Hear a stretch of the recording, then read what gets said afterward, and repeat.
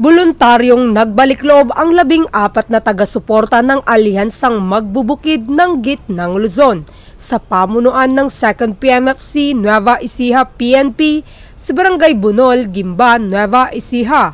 Pinamunuan ang buong kaganapan ni Police Lieutenant Colonel Warley C. Bitog, Force Commander ng 2nd Provincial Mobile Force Company ng Nueva Ecija Police Provincial Office. Dahil sa magandang hangarin ng naturang programa, nagbigay ng munting tulong ang ating mga kapulisan upang ipadama sa ating mga kababayan ang malasakit ng ating pamahalaan. Kaya naman nagtipon-tipon ang bawat isa upang lumagda at manumpa ng oath of allegiance to the government bilang pagtalikod sa mga maling gawain ng mga armadong grupo.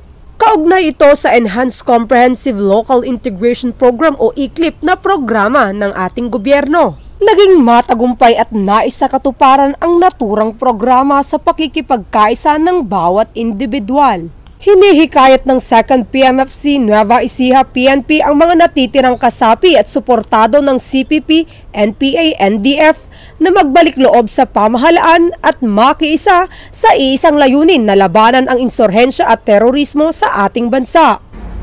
Mula dito sa City of San Fernando, Pampanga, ang inyong PNN Correspondent, Police Corporal Giselle V. Rivera, alagad ng batas, tagataguyod ng Balitang Pulis.